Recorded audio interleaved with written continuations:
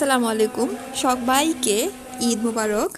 আজ আমি আপনাদের জন্য খুব বেসিক একটা গরম মশলার রেসিপি নিয়ে আসব, যেটা কিনা আপনারা সব রকমের তরকারিতে ইউজ করতে পারবেন, যেমন রোস্ট, কোরমা, রেজালা, যে কোনো আইটেমে এই মশলাটা যাবে।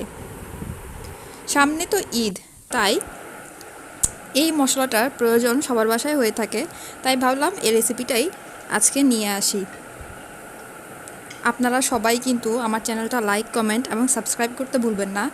আপনাদের ভালোবাসা পেলে কিন্তু নতুন নতুন রেসিপি নিয়ে আসার উৎসাহটা আরও দ্বিগুণ হারে বেড়ে যায়।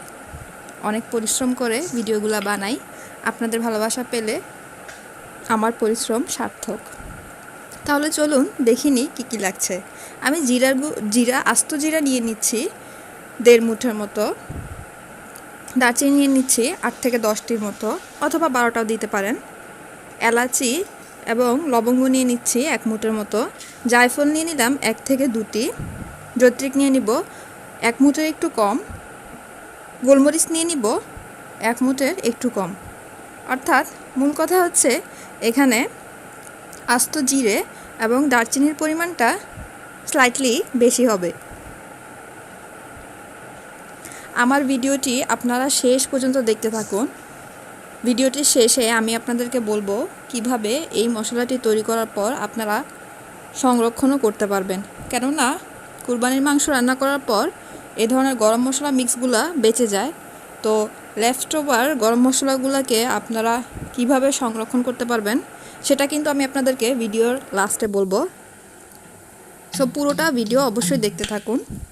আমি কিন্তু জায়ফলটাকে একটু দুভাগ করে নিচ্ছি, আবার ভেতরটা আমি একটু ছেঁচেও নিব, তারপরেই আমি তেলে নিব।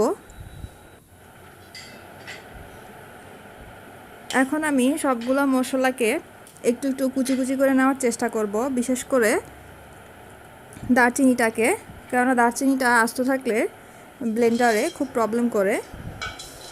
এখন আমি সবগুলো মশলাকে কড়াইতে দিয়ে তেলে নিব। আপনাদেরকে কিন্তু এই সময়টাতে কাছে থেকে অনবরত নাড়তে হবে, তা না হলে কিন্তু যে কোনো সময় মশলাগুলো পুড়ে যেতে পারে।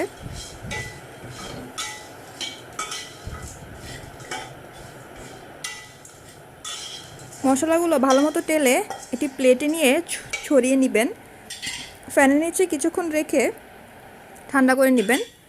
আমি কিন্তু সাথে করে কিছু তেজপাতাও তেলে অ্যাড করে দিলাম। এটা একদমই অপশনাল, আপনারা চাইলে দিতেও পারেন, নাও দিতে পারেন।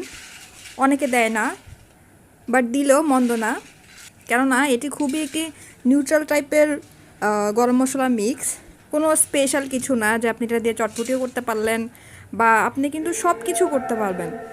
যে কোনো ধরনের রেজালা, রোস্ট, কোরমা সব কিছুতেই আপনি এটা অ্যাড করতে পারবেন। এটা বলা যায় একদম নিরপেক্ষ একটা গরম মশলা।